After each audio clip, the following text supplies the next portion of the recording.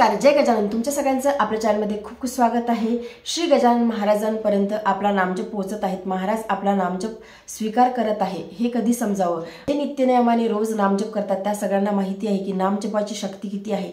नामजपा एवढी प्रचंड शक्ती कशामध्येही नाही। त्यामुळे आपण सतत आपल्या साधू संतांकडून ऐकत आलो आहोत। आपल्या शास्त्रामध्ये तेच सांगितलं आहे की सतत नामजप करावं, भगवंताचं नाव आपल्या मुखावरती नेहमी करता राहावं। गजानन महाराजांचा नामजप करत असाल किंवा अन्य कुठल्याही देवतांचा तुम्ही नामजप करत असाल तर नामजपामध्ये प्रचंड शक्ती आहे। त्यामुळे आपण नेहमी करता नामजप करावं, नामामध्येच राहावं हे आपल्याला नेहमी करता सांगण्यात आलं आहे। म्हणजे सतयुग, त्रेतायुग, द्वापरयुग या तिन्ही युगापेक्षा कलियुगामध्ये नामजप हा सर्वश्रेष्ठ सांगितला आहे। त्यामुळे आपण नेहमी करता भगवंताच्या नामात राहावं, महाराजांच्या नामात राहावं आणि सतत नामजप करत राहावं। आपला नामजप स्वीकार होत आहे, आपला नामजप महाराज स्वीकार करत आहेत याचे 2-3 लक्षण आहेत। जेव्हा आपण नामजप करायला बसतो किंवा आपण कुठलंही काम करायला बसतो तर आपली मनाची स्थिती ही चलबिचल असते। म्हणजे आपल्या मनामध्ये असंख्य विचार यायला सुरुवात होतात। मन हे अतिशय चंचल असते, मन हे एका ठिकाणी कधीही स्थिर राहत नाही। परंतु जेव्हा आपण नामजप करायला बसतो तेव्हा आपलं मन हे स्थिर राहायला सुरुवात होते, आपलं मन हे महाराजांच्या चरणाशीच लागते। तर हे पहिलं लक्षण असते की आपला नामजप महाराज स्वीकार करत आहेत। म्हणजे तुम्ही चालता बोलता नामजप करा किंवा तुम्ही देवघरासमोर बसून नामजप करा, मन जर का स्थिर राहत असेल, महाराजांच्या चरणाशीच आपलं मन लागत असेल तर समजावं की महाराज हे आपला नामजप स्वीकार करत आहेत। आणि आपल्या ज्या काही भौतिक अडचणी आहेत, आपल्या आयुष्यामध्ये जे काही दुःख आले आहेत, अडचणी आल्या आहेत, जे संकट आपल्या समोर उभे राहिले आहेत ते जर का ऑटोमॅटिक सॉल्व्ह होत असतील तर समजावं की महाराज आपला नामजप हा स्वीकार करत आहेत। काही प्रॉब्लेम आपले सॉल्व्ह होतात किंवा काही प्रॉब्लेम आपले सॉल्व्ह होत नाही, परंतु आपल्या मनाची अशी अवस्था होते, आपण ते जे काही प्रॉब्लेम सॉल्व्ह झाले नाही ते आपण स्वीकारायला सुरुवात करतो। त्यामध्ये देखील आपण महाराजांचं नियोजनच बघतो।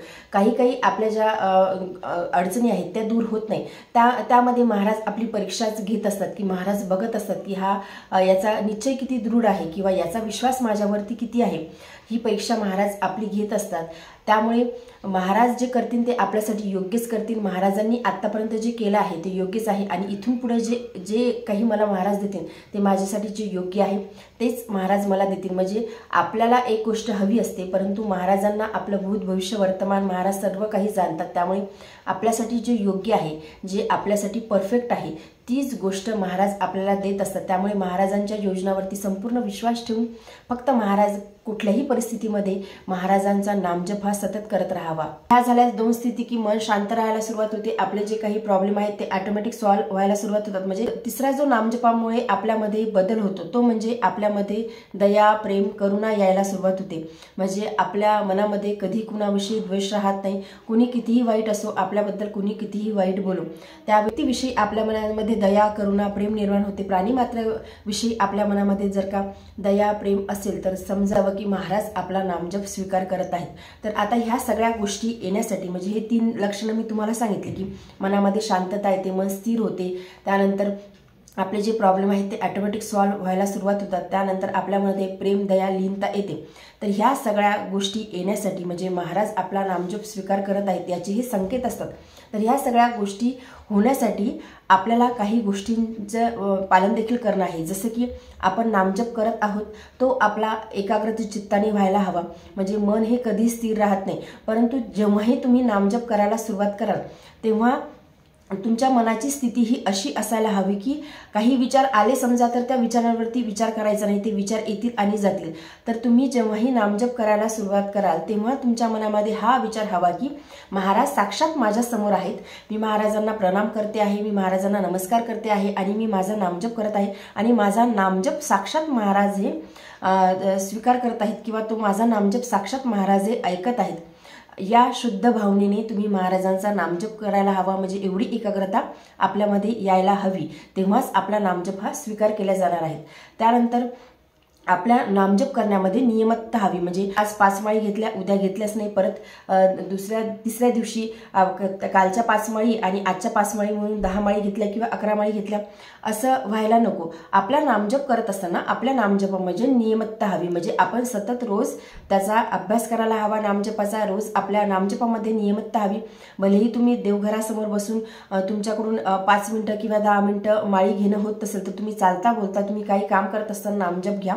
परंतु तुमचा नामजप हा नियमितपणे एकाग्र चित्तेनेच व्हायला हवा। सगळ्यात महत्त्वाचं जे आहे ते म्हणजे नामजप करत असताना श्रद्धा आणि विश्वास, म्हणजे तुमच्या मनामध्ये किंचितही संदेह महाराजांविषयी नको, तुमच्या मनामध्ये किंचितही महाराजांविषयी किंतु परंतु नको।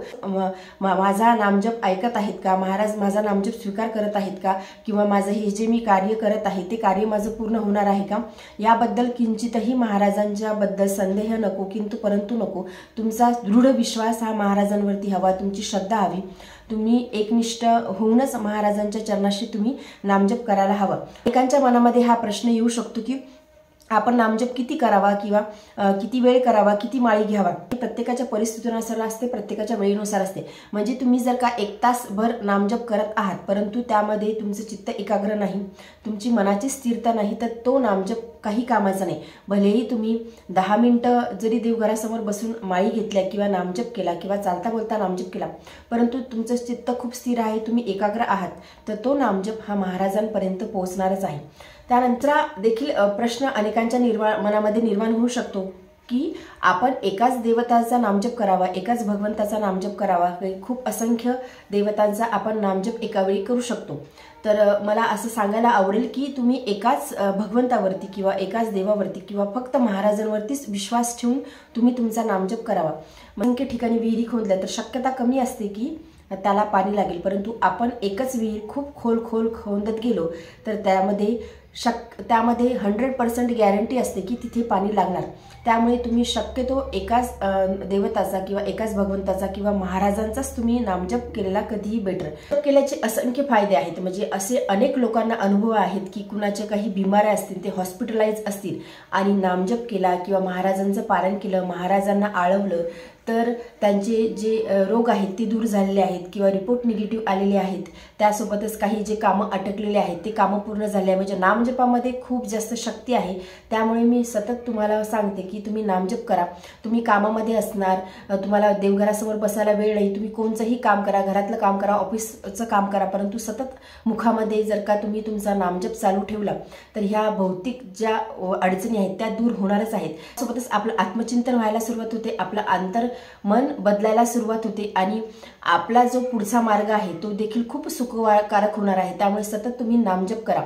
नामजप हे सर्वश्रेष्ठ आहे, त्यामुळे सतत महाराजांचं नाव मुखामध्ये ठेवा, सतत महाराजांचा नामजप हा करायला तुम्ही सुरुवात करा। एकच गोष्ट लक्षात ठेवायची आहे की जेव्हाही आपण नामजप करायला बसू, आपण हा विश्वास आपल्या मनामध्ये असायला हवा की महाराज माझा तो नामजप आहे तो ऐकत आहे, साक्षात माझ्यासमोर महाराज उभे आहेत, मी महाराजांना प्रणाम करते आहे, मी महाराजांना नमस्कार करते आहे आणि महाराज साक्षात माझ्या बाजूला बसून माझा नामजप ऐकत आहे।